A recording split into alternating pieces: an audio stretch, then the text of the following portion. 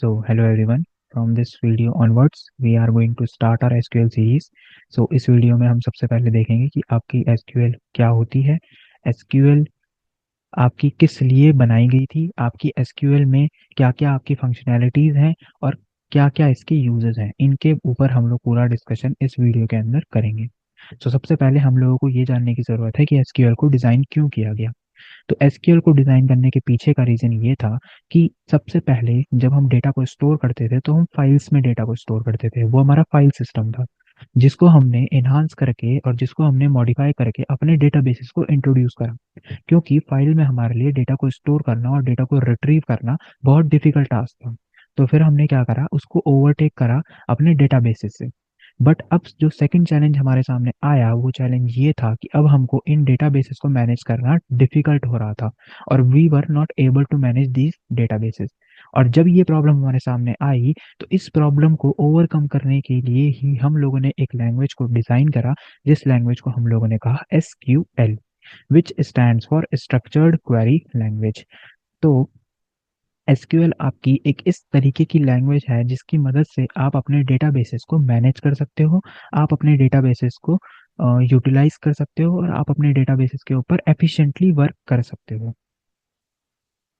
सो अब हम करेंगे हिस्ट्री के ऊपर थोड़ी बात। तो हिस्ट्री अगर हम देखें तो जो आपकी एसक्यूएल है उसका जो शुरुआती नाम था वो था सीक्वल। और अभी भी इसको भले ही हम लिखते एसक्यूएल हैं बट इसको हम पढ़ते सीक्वल ही हैं। और जो ये सीक्वल है इसकी जो फुल फॉर्म थी, जो कि शुरुआती टाइम पे थी, वो थी स्ट्रक्चर्ड इंग्लिश क्वेरी लैंग्वेज, जिसकी मदद से इसका नाम सीक्वल रखा गया था। बट अब इसको ओवरकम कर करके, इसको चेंज कर करके हम लोगों ने SQL कर दिया है। अगर हम बात करें तो दो लोगों ने इसको डेवलप किया था IBM के अंदर, जिनका नाम है डोनाल्ड डी चैम्बरलिन और रेमंड F बोइस। तो इन लोगों ने इसको डेवलप किया, इस लैंग्वेज को डेवलप किया और इस लैंग्वेज को स्टार्टिंग में बोला सीक्वल, जिसकी फुल फॉर्म थी structured English query language. But उसको आगे चल के चेंज कर दिया गया SQL में बाय अंसी। तो अंसी ने इसको क्या किया, फिर बाद में आपका चेंज किया 1986 में, और उसके बाद आपका ये क्या हुआ, SQL से पब्लिश हुआ। और इसको चेंज करने की जरूरत ये पड़ी थी क्योंकि आपका एक कॉपीराइट इशू हो रहा था, जिस वजह से सीक्वल नाम नहीं रख पाए, तो उसको चेंज करके SQL कर दिया। सो नाउ, अगर अब हम SQL के ऊपर बात करें तो SQL आपकी कोई सिंगल लैंग्वेज नहीं है। यानी कि आपकी जो SQL है that is not a stand alone language. ये SQL जो लैंग्वेज है it is a combination of सब लैंग्वेजेस। और ऐसी टोटल आपके पास 5 सब लैंग्वेजेस होती हैं। सबसे पहली सब लैंग्वेज जो आपके पास है वो है DQL। सेकंड सब लैंग्वेज आपके पास है DDL। थर्ड आपके पास है DML। फोर्थ आपके पास है TCL। फिफ्थ आपके पास है DCL।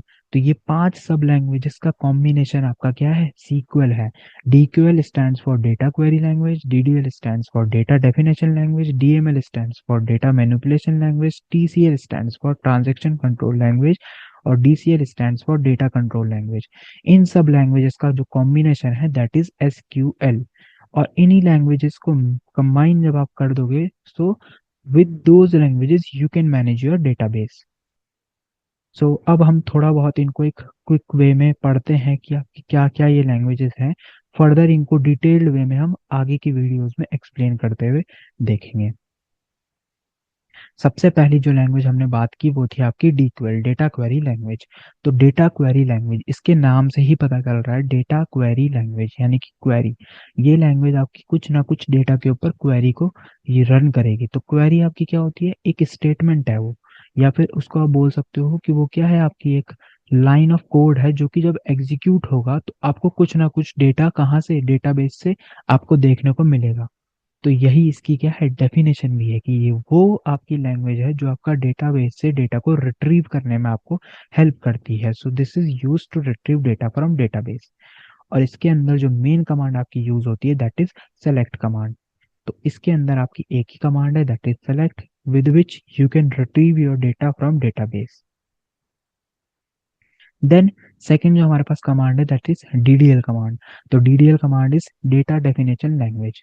तो डेटा डेफिनेशन लैंग्वेज आपके पास वो लैंग्वेज है जिसकी मदद से आप अपने डेटाबेस ऑब्जेक्ट्स का स्ट्रक्चर डिफाइन कर सकते हो कि उनका स्ट्रक्चर कैसे होगा।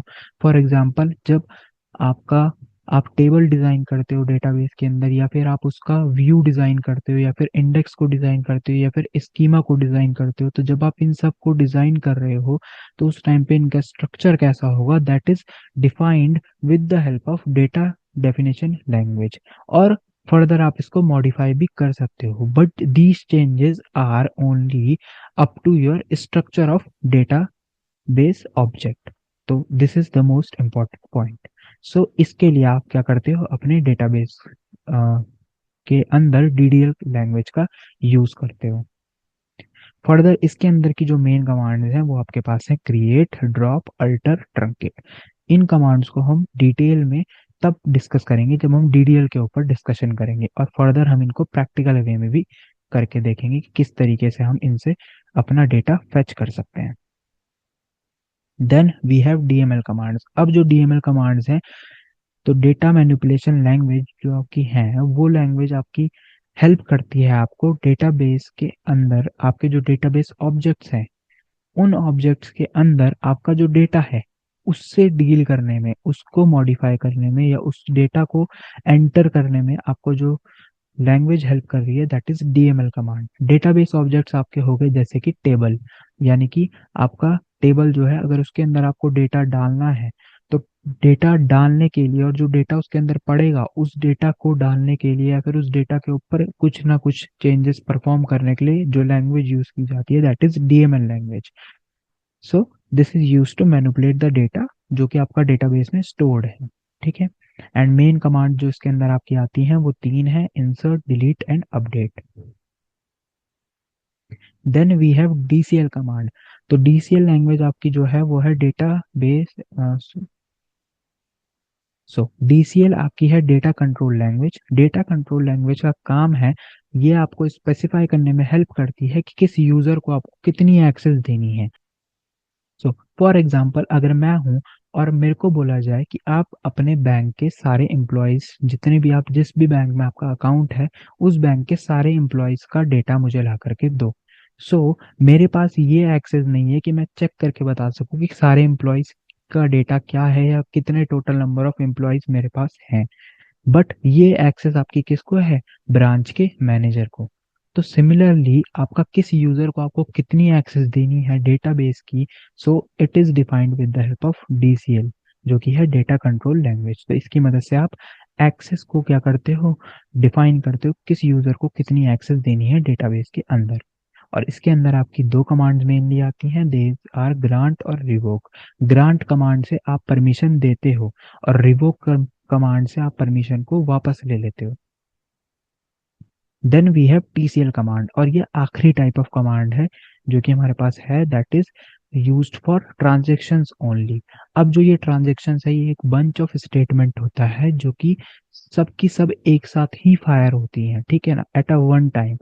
अभी ट्रांजेक्शन्स में हमको सिर्फ इतना ही समझना है, और ट्रांजेक्शन्स को हम फर्दर आगे वीडियोस में एक्सप्लेन करेंगे। जब हम ट्रांजेक्शन्स के ऊपर वर्क करेंगे तो वहां पर फिर ट्रांजेक्शन्स को डेटाबेस में कंट्रोल करने के लिए we will be using TCL.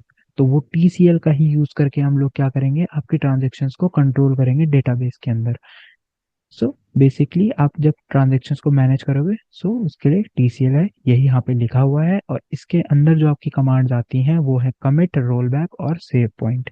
Commit से आप क्या करते हो, डेटाबेस में आपके चेंजेस को क्या कर लेते हो, सेव कर लेते हो, ठीक है ना। रोल बैक से आप क्या कर लेते हो, कमिट्स जो भी आपने चेंजेस करे हैं उन कमिटेड चेंजेस को आप रिवर्ट कर लेते हो, ठीक है ना। और लास्ट में आपका जो सेव पॉइंट है, सेव पॉइंट से आप डेटा को सेव कर सकते हो, ठीक। So as a summary of this session, we have studied कि जो आपकी एसक्यूएल है, that stands for structured query language. इसका जो पहले का नाम था वो था sequel. Then we have discussed कि ये आपकी 5 सब लैंग्वेजेस से कंपोज्ड है। बिगेस्ट मिसकंसेप्शन इज दैट कि आपकी जो एसक्यूएल है वो 4 सब लैंग्वेजेस से मिलके बनी है, बट आपकी जो एसक्यूएल है वो रियलिटी में 5 सब लैंग्वेजेस से मिलके बनी है। Those are DDL, DML, DQL, DCL, TCL. DDL के अंदर आप लोगों ने देखा किस तरीके से आप डेटाबेस ऑब्जेक्ट्स का स्ट्रक्चर डिफाइन कर सकते हो। डीएमएल के अंदर आपने देखा कि किस तरीके से आप उन डेटाबेस के जो आपके ऑब्जेक्ट्स हैं उनके डेटा के ऊपर कैसे वर्क कर सकते हो। डीक्यूएल से आपने देखा कि किस तरीके से आप डेटाबेस से डेटा को रिट्रीव कर सकते हो। डीसीएल के अंदर आपने देखा किस तरीके से आप यूजर के एक्सेस को डिफाइन करोगे, और टीसीएल के अंदर आपने देखा किस तरीके से आप ट्रांजेक्शन्स को अपने डेटाबेस में कंट्रोल करोगे। So this was all for this video. Thank you for watching.